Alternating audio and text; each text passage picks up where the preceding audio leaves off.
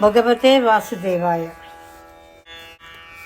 एतावदेव जिज्ञासं तत्त्वजिज्ञासुनात्मनः अन्वय व्यतिरेकाभ्यां यत्स्यात् सर्वत्र सर्वदा। பாகவதத்தில் 2வது காண்டம் 9வது அத்தியாயம் 35வது ஸ்லோகம்.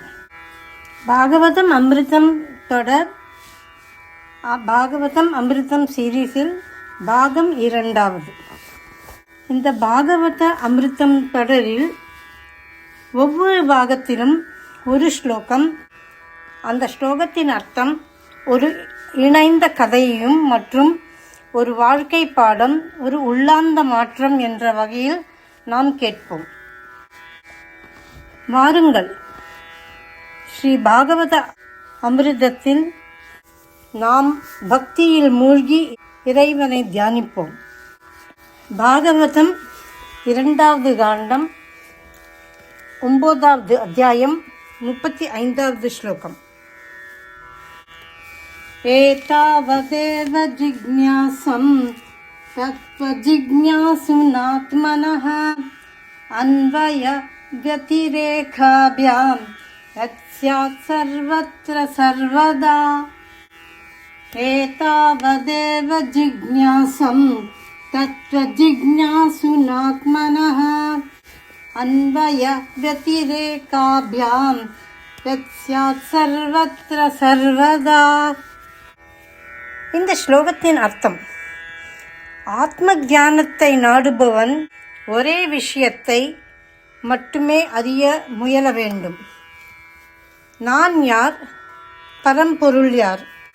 பாடம், வாழ்க்கையின் உண்மையான கேள்வி இவைகள்தான்.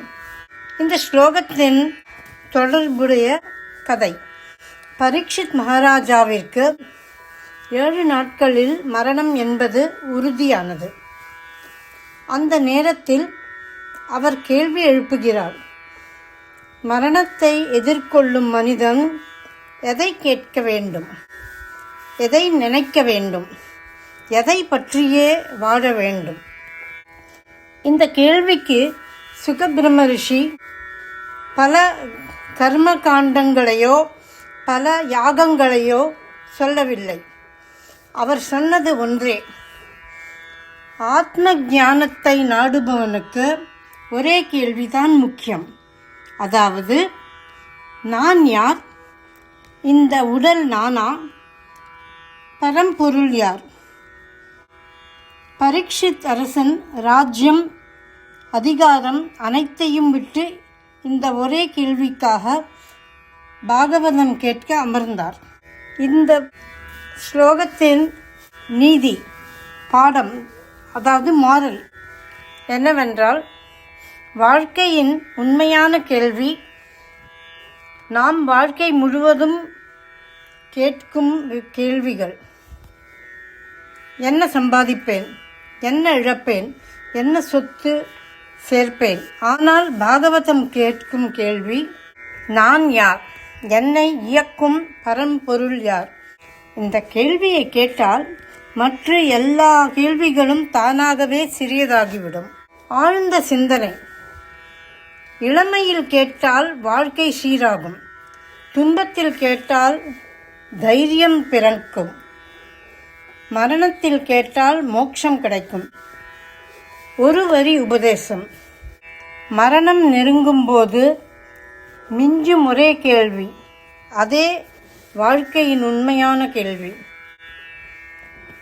பக்தர்கள், நேயர்கள் இந்த காணொளியை, வீடியோவை பார்த்ததும் ஓம் நமோ பகவதே வாசுதேவாய அல்லது ஸ்ரீ கிருஷ்ணாய நமஹ என்ற கமெண்ட் செய்யவும்.